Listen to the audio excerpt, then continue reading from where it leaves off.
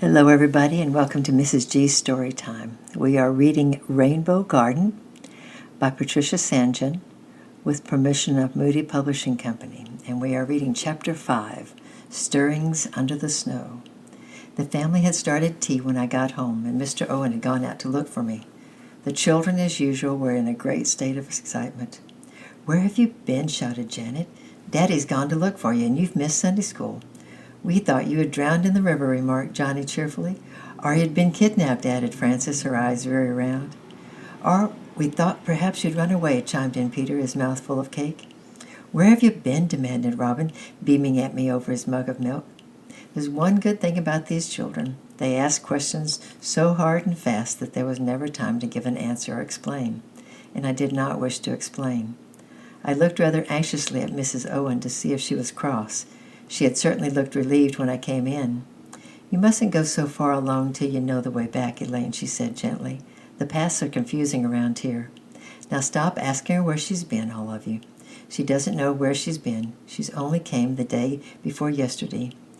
Nevertheless, as soon as tea was over, she called me into the kitchen, and sitting down on a chair by the window, she pulled me gently towards her and asked me herself where I'd been. "Only for a walk," I replied rather rebelliously. "There's nothing wrong in going for a walk, is there, Mrs. Owen?" "Oh, no," she said quietly. "There's nothing wrong at all. Janet often goes for a walk alone. It's just that I'm afraid of you getting lost when you don't know the country. Come and tell me when you want to go out alone, Elaine, and then I shall know where you are." I was rather surprised at this speech, for I had thought she was going to be cross, but she wasn't at all. Yet she seemed puzzled, as though she was trying to understand why I would want to be alone. I had a sort of a feeling that I could make her understand if she would try to help. "Mrs. Owens," I murmured, "do you know that wall?" She gazed out into the dusk. "Over the hills above my cottage, there are still orange streaks in the stormy sky, and I could see the wall." "Yes," she answered questioningly. "Well," I said, "I won't go any further than there. Just around the other side of the bushes, there's a special place where I want to play. And please, Mrs. Owens, let me go and play there alone. And don't let the others come and look for me. I like playing alone better."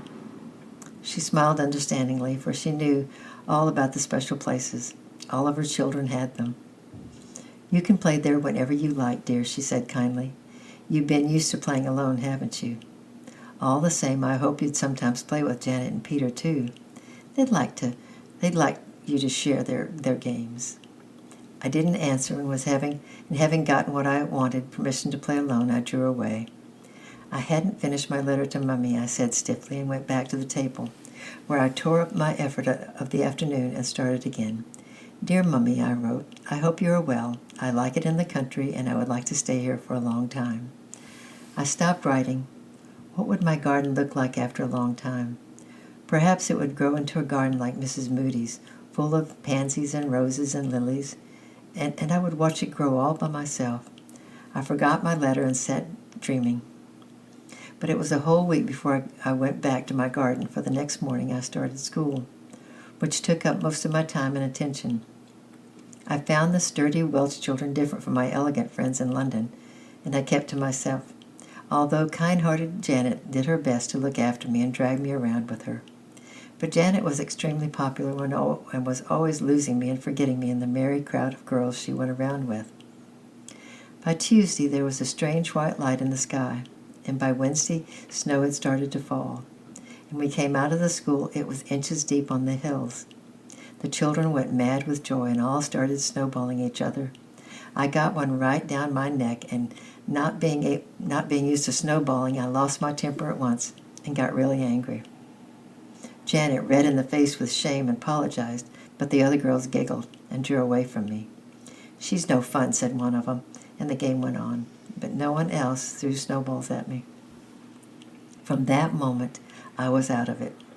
Janet and I tramped up from the bus together in silence, miserable and shy of each other. As we reached the gate, Peter, who was home before us, burst out of the house. "Come on, Jan," he shouted. "I'm going to help Mr. Jones bring in the sheep. I met him on the way up, and he says if we don't hurry, some of the ewes will be snowed up in the ditches, and he thinks one's going to have lambs tonight. Give your bag to Elaine and come quick." Janet, relieved to get away from me, swung her bag onto my shoulder and dashed up the hill after Peter. They did not invite me to come, too, I noticed, but actually I would not have wanted to even if they had, for my fingers and toes were numb with cold and my collar was wet from the snowball. I let myself in and went up to my bedroom and sat down miserably on my bed and stared out the window. Big snowflakes were floating down from the low gray sky, and I imagined the drifts were already piled against the wall of my garden. I began wondering what it looked like inside now. I wondered if the snowdrops and the buttercups were buried so deep they would die. And as I sat there hoping they wouldn't and gazing out into the white world, Mrs. Owen came in. "Why, Elaine," she cried, "why are you sitting there in your wet clothes? You must change your shoes and socks and come down by the fire. You'll catch your death of cold sitting in this icy bedroom. Where's Janet?" "Gone with Peter to bring in sheep," I answered. "Mrs. Owens, do flowers die when the snow buries them?" She was already pulling off my socks and rubbing my numb feet with her strong, warm hands. "Dear me, no," she answered. "There are wonderful things going on down under the snow. One day of sunshine will melt it all, and the next will bring the flowers out in a rush." I smiled in spite of myself, for I had suddenly a vision of the flowers pushing up so fast that I could see the pebbles unfolding. Besides, my toes were beginning to feel as though they belonged to me again, and up the stairs crept the delicious smell of hot toast. I felt comforted and went down to tea with my hand in Mrs. Owen's. The snow lasted for 2 more days, and Peter and Janet spent most of every evening up at the farm. On the second night, Mrs. Owens asked them to ask me too, so I went with them.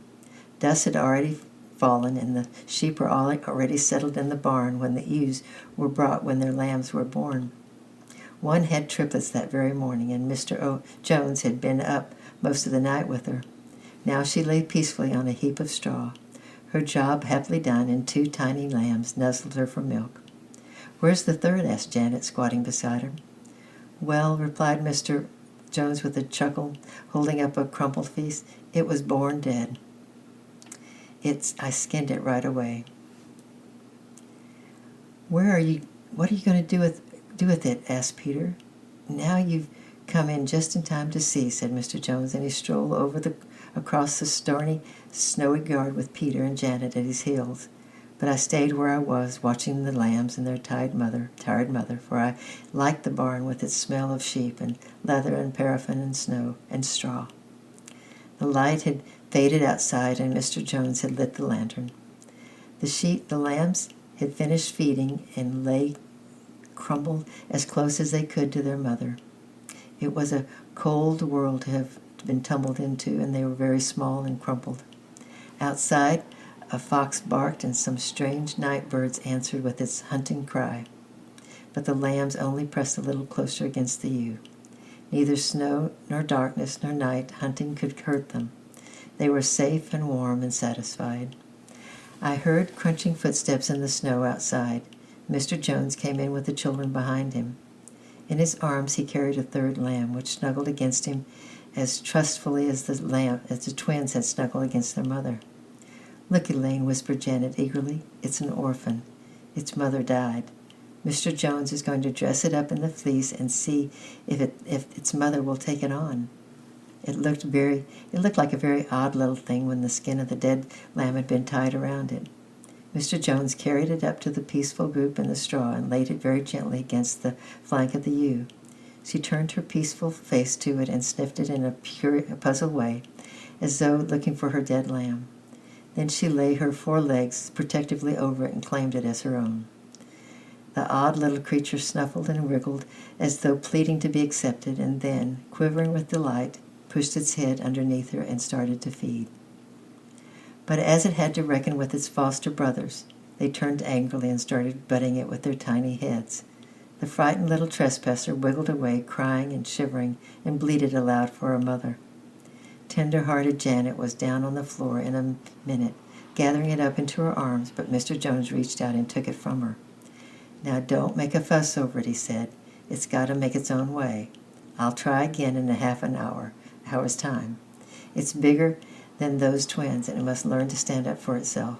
Now you must be getting home, or your mother will be coming to fetch you." We returned reluctantly from the warm, lantern-lit barn and went out to the clean frost. It was a starry night and everything sparkled. "Race me home," shouted Peter, setting out at breakneck speed down the crunching farm track with Janet at his heels. But I was afraid to run in a slippery frost. I was just about to shout after them to stop and wait for me, for it was very unkind of them to dash off like that and leave me alone in the dark. If I shouted loud enough, Janet would come back and walk with me, for she was always kind if she remembered to be. But suddenly I seemed to see that ridiculous dressed-up lamb crying for pity and to hear Mr. Jones' steady voice as he picked it up.